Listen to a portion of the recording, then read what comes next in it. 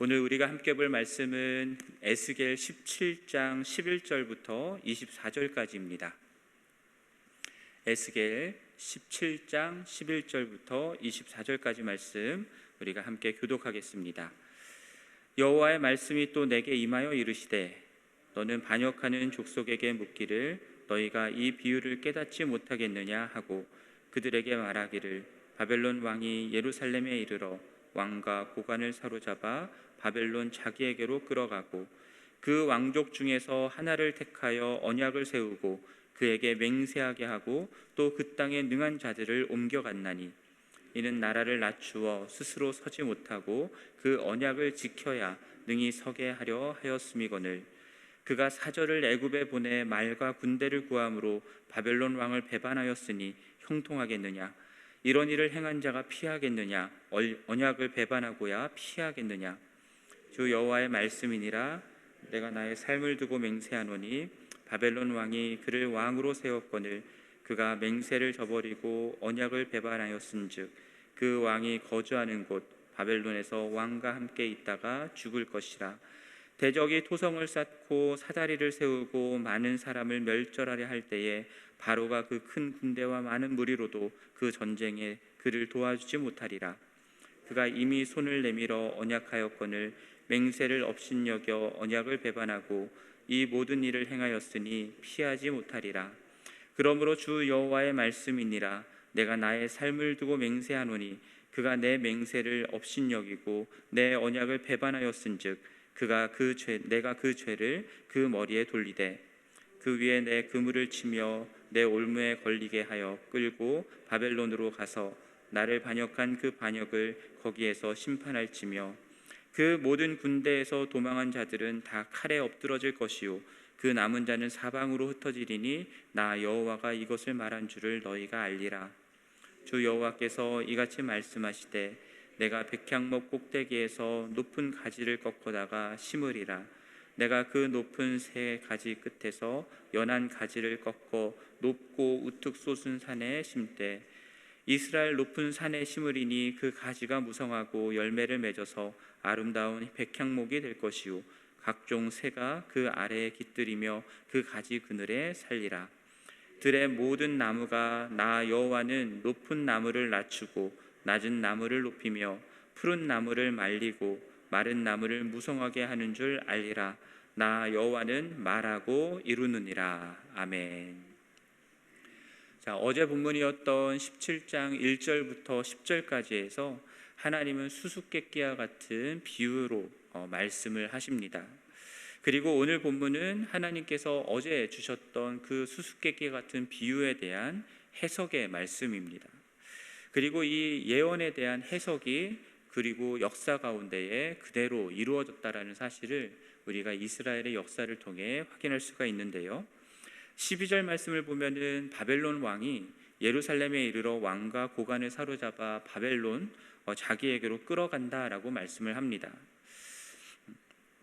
주전 609년이죠.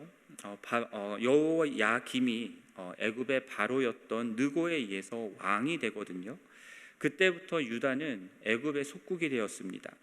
그런데 605년에 갈그미스 전투라는 곳에서 바벨론이 애굽을 격파하게 되고요. 유다는 바벨론에게 조공을 바치는 신세가 됩니다.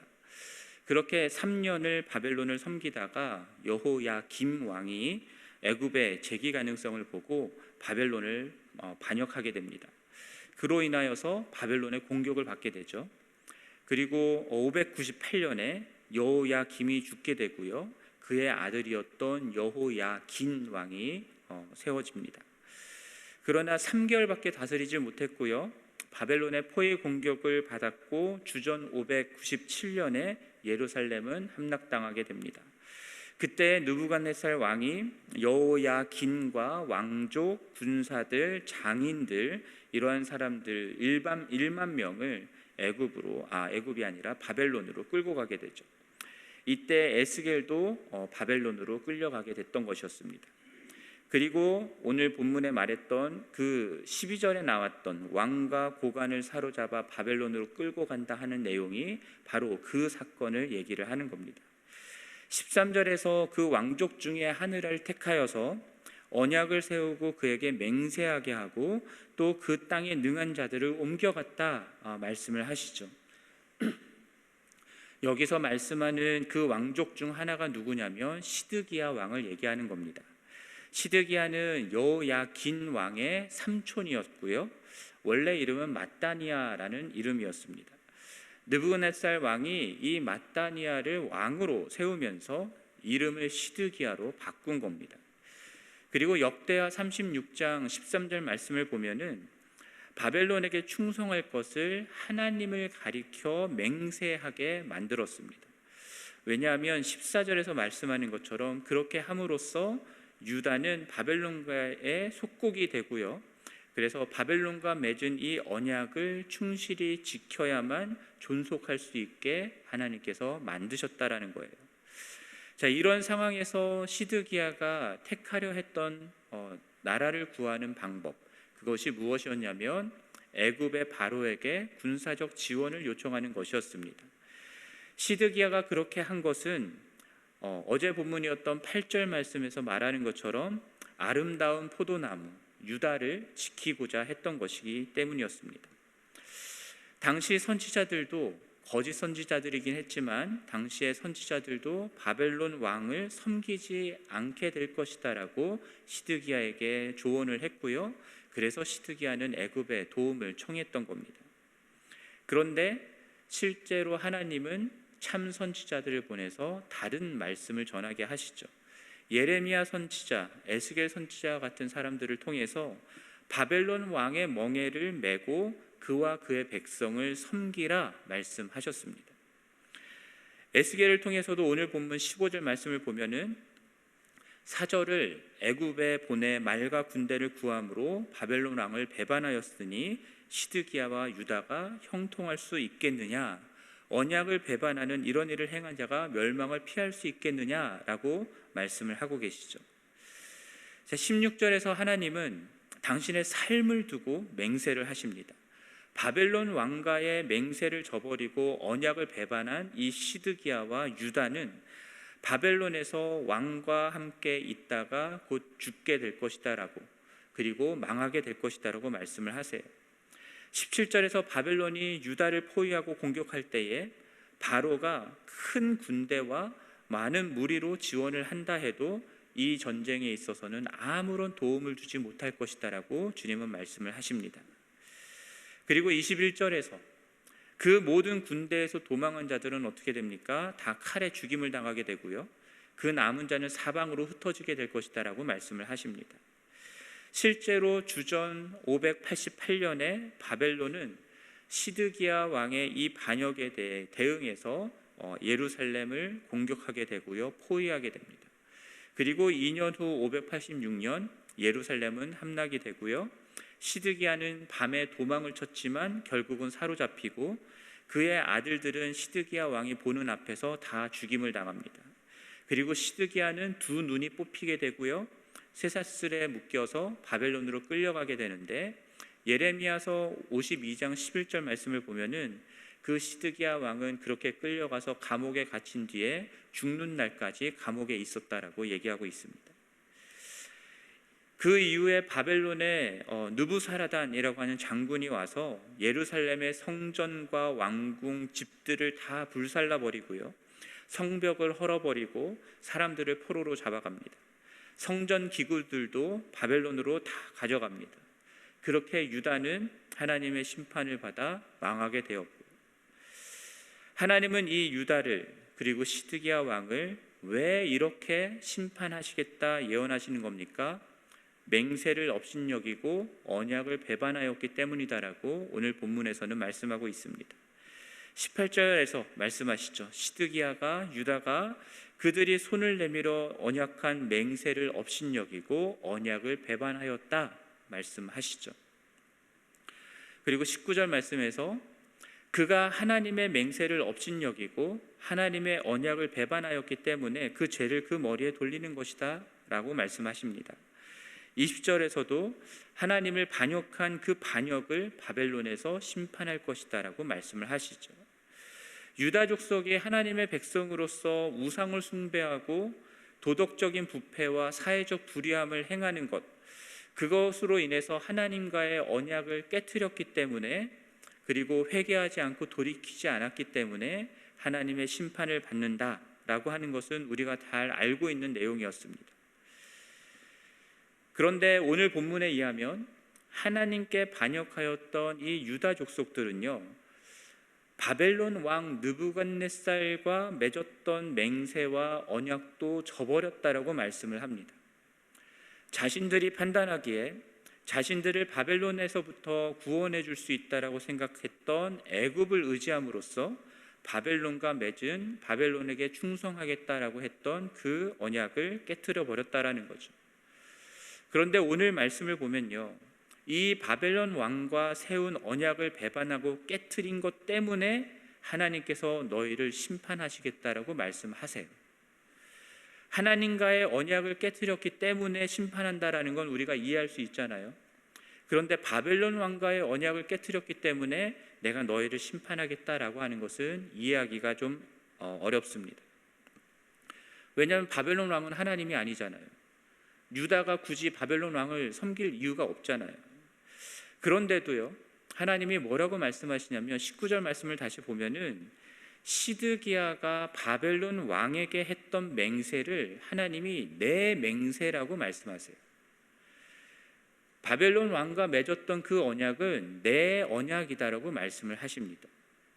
시드기야가 바벨론 왕에게 했던 맹세와 언약을 하나님에게 한 것이다라고 간주하고 계신 거예요.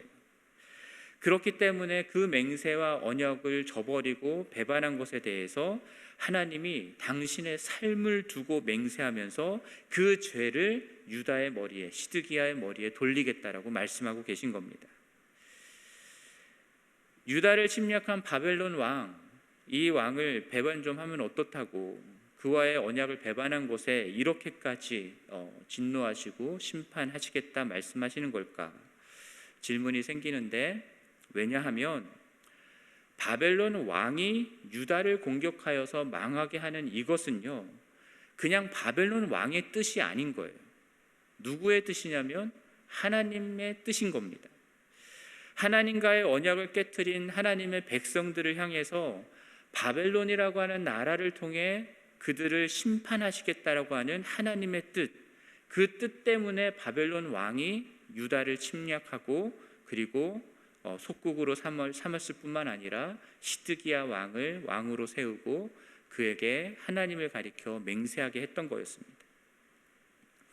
하나님은 하나님이 세우신 이 심판의 도구였던 바벨론 왕과 하나님을 가리켜 맹세하고 언약을 맺게 했던 것, 그것을 하나님과 맺은 그것으로 인정하셨고요.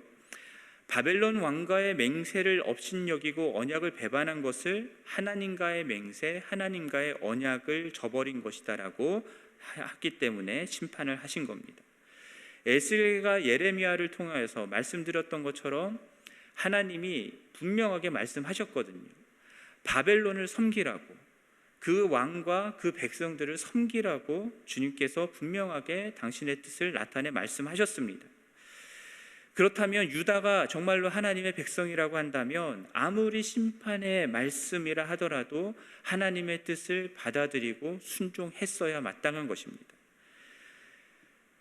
역대하 36장 12절부터 14절까지 말씀을 보면요, 선지자 예레미야를 통하여서 하나님이 말씀을 전하십니다. 그러나 시드기야는 그 말씀을 듣지 않아요. 시드기야의 마음은 겸손하지 않았다라고 말씀하고요, 느부갓네살 왕이 그를 그의 하나님을 가리켜 맹세하게 하였지만 그가 왕을 배반하고 목을 곧게 하며 마음을 완악하게 하여서 이스라엘 하나님 여호와께로 돌아오지 아니하였다라고 말씀합니다. 시드기야와 유다가 애굽을 통해서 바벨론으로부터 벗어나려고 했던 것은 단순히 바벨론에게 속국이 되어 있는 나라의 독립을 위해서 했던 게 아니에요. 나라의 안녕과 형통을 위한 것이 아니었습니다.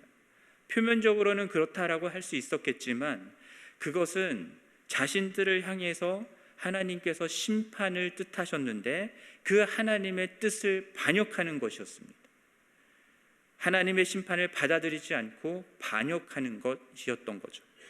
그랬기 때문에 하나님을 가리켜 바벨론에게 맹세한 것, 그것조차 이들은 신실하게 지키지 않았던 거예요.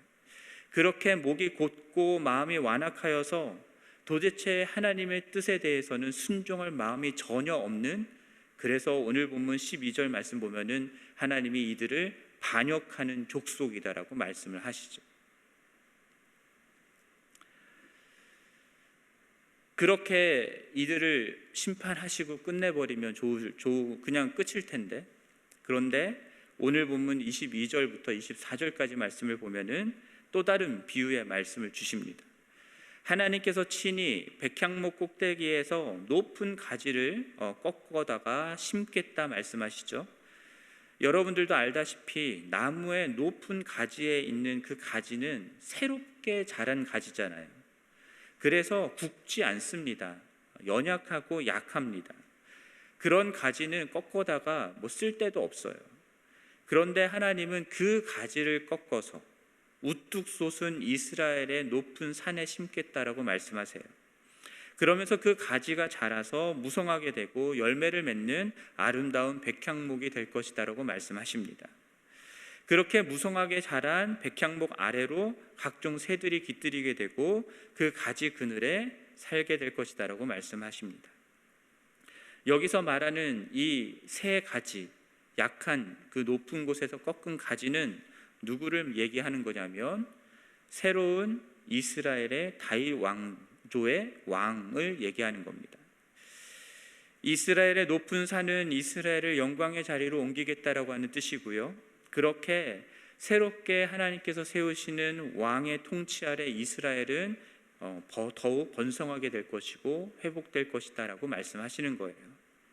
어떤 사람들은 이 말씀이 스룹바벨, 에스라, 느헤미야의 시대에 포로들이 돌아오고 성전을 재건하는 그것을 말하는 것이다라고 하기도 하지만, 우리가 말씀을 보아서 알지만 여기서 말하고 있는 의미는 훨씬 더 광범위하고 큰 내용들입니다. 큰 회복을 말씀하고 있죠. 그래서 우리는 이 말씀이 장차 오실 메시아, 진정한 이스라엘의 왕이신 메시아에 대한 말씀이다라고 이해할 수 있는 것이고요. 그 메시아가 와서 사랑과 공의로 통치하는 시대의 도래를 예언하는 말씀으로 받아들일 수 있는 겁니다. 그리고 우리는 그 메시아가 누군지를 알고 있는 거죠. 누구이십니까? 예수 그리스도이신 겁니다. 그분은 백향목 꼭대기에 연한 가지처럼 이사야서 52장 2절에서 말씀하는 것, 53장 2절에서 말씀하는 것처럼 연한 순과 같고 마른 땅에서 나온 뿌리 같아서 고운 모양도 없고 풍채도 없고 사람들이 보기에 흠모할 만한 아름다운 것이 없는 가장 작고 연약한 구유에 누인 아기의 모습으로 이 땅에 오신 메시아였습니다. 예수는 사람들이 바라고 기대했던 것과 같은 바벨론 왕의 통치로부터 건져낼 애굽의 큰 군사를 가진 바로와 같은 자로 오신 게 아니라 온 인류를 죄와 사망, 사탄의 권세로부터 건져내어 하나님 나라로 들어가게 하실 그 메시아로 오신 것이고요. 그리고 그것을 어떤 방식으로 이루냐면 사람들의 손에 잡혀서 십자가에 못 박혀 죽임을 당하시고 죽은 자 가운데서 다시 살아나는 그 방식을 통해서 이루신 것입니다. 그렇게 부활하신 예수 그리스도를 하나님이 지극히 높이시고 모든 이름 위에 뛰어난 이름을 주시고 하늘에 있는 자들과 땅에 있는 자들과 땅 아래에 있는 자들로 모든 무릎을 예수의 이름 앞에 꿇게 하시고 모든 이름으로 예수 그리스도를 주라 시인하여 하나님 아버지께 영광을 돌리게 하겠다라고 말씀하셨어요. 이 예수 그리스도께서는 부활 승천하신 이후에 다시 오심으로써 이 땅 가운데 하나님의 나라를 완성하실 진정한 왕이십니다. 예수 그리스도를 통하여서 온 만유를 그 안에서 통일케 하실 하나님의 뜻, 그 뜻은 반드시 이루어질 것이에요. 하나님께서 말씀하셨기 때문에 오늘 본문 24절에서 말하는 것처럼 말씀하신 하나님께서 반드시 이루실 것입니다. 그러므로 예수 그리스도를 믿어서 구원을 받은 우리 하나님의 자녀요 백성들은 이 세상을 살아가는 동안 우리들의 삶과 역사 가운데 하나님의 말씀하신 그 뜻이 이루어지기를 바라고 소망하며 순종하는 자들인 거예요. 그것을 바라고 소망하기 때문에 오늘 우리들의 삶 가운데 나타나는 하나님의 뜻, 그것이 설사 우리가 보기에 이해가 되지 않고 우리가 바라는 것과는 다르고 이렇게 해야 될 것 같은데 그렇게 행하지 않는 것 같아 보인다 하더라도 하나님께서 그렇게 뜻하셨다라고 한다면 그 말씀을 그대로 받아들이고 순종하는 자들이어야 하는 겁니다. 그렇게 하나님이 궁극적으로 목적하신 하나님의 나라를 회복하며 오늘 우리에게 주어진 삶의 자리에서 신실하게 하나님과 맺은 언약을 지키며 말씀에 순종하며 살아가는 자들, 그들이 하나님의 참된 백성인 것입니다. 하나님의 뜻이 심지어 우리를 향한 심판이라 하더라도 그 심판을 통해서 이루실 하나님의 뜻을 신뢰하며 그 뜻에 순종하는 자를 통해서 하나님은 당신이 말씀하신 말을 이루어 가실 것이고요. 그리고 그렇게 말씀하신 것을 이루신다라고 하는 그 하나님을 온 열방 가운데 나타내실 것입니다. 그러므로 사랑하는 지구촌 가족 여러분, 만유의 주가 되신 예수 그리스도가 다시 오셔서 하나님의 나라가 완전해질 그 날을 소망하시기를 바랍니다. 그리고 이것을 믿는다면 날마다 순간마다 여러분들에게 말씀하시는 하나님의 말씀, 그 뜻을 들으시기를 바랍니다. 그리고 그 뜻을 분별하기 위해서 말씀을 묵상하고 기도하며 성령의 인도하심을 구하시기를 바라요. 그러나 그 삶을 살아가는 것이 우리가 생각하는 것과 같이 풀리지 않을 때가 많을 것입니다. 당연하죠. 그때에 내가 생각하는 나를 구해줄 수 있을 것 같은 세상의 힘, 세상의 부, 이런 것들을 쫓아 움직이는 게 아니라, 그렇게 하나님의 뜻에 반역하는 자들이 되는 것이 아니라 내 삶에 나타나는 하나님의 뜻이 어떤 모습이건 상관없이 그 뜻이 반드시 이루어질 것을 믿는 믿음으로 인내하며 순종하는 우리 모두가 되기를 간절히 바랍니다. 그러한 우리들의 삶을 통해서 하나님은 당신의 뜻과 말씀을 그대로 이루시면서 온 역사와 우주를 통치하실 것입니다. 이것을 믿는 믿음으로 끝까지 순종하는 하나님의 백성 되시기를 우리 주님의 이름으로 간절히 축원합니다. 함께 기도하겠습니다. 하나님 아버지, 하나님과의 언약을 배반하고 맹세를 저버린 유다 족속들을 향해서 심판을 말씀하실 뿐만 아니라 새로운 메시아 왕을 세워서 회복시킬 것을 말씀하시는 주의 말씀을 오늘 살펴보았습니다. 하나님, 우리는 그 메시아가 누구인지 압니다. 바로 예수 그리스도이십니다. 그분이 이 땅에 오셔서 다시 오셔서 하나님의 나라를 완성하실 것을 믿습니다. 그 하나님의 뜻을 바라보면서 오늘 우리에게 주어진 삶을 순종하며 나아갈 수 있도록 도와주시옵소서. 우리의 삶 가운데 주님의 뜻을 나타내 주시고 그 뜻이 우리가 생각하는 것과 다르다 할지라도 세상의 구원을 따라가지 아니하고 주의 뜻을 받아들이며 순종하는 그러한 우리들의 삶을 통해서 하나님 아버지께서 영광을 받아주시고 말씀을 반드시 이루시는 하나님이심을 온 열방 가운데 나타내 주시옵소서. 이 모든 말씀 우리 주 예수 그리스도의 이름으로 기도드립니다. 아멘. 하늘에 계신 우리 아버지여, 이름이 거룩히 여김을 받으시오며 나라가 임하시오며 뜻이 하늘에서 이루어진 것 같이 땅에서도 이루어지이다. 오늘 우리에게 일용할 양식을 주시옵고 우리가 우리에게 죄 지은 자를 사하여 준 것 같이 우리 죄를 사하여 주시옵고 우리를 시험에 들게 하지 마시옵고 다만 악에서 구하시옵소서. 나라와 권세와 영광이 아버지께 영원히 있사옵나이다. 아멘.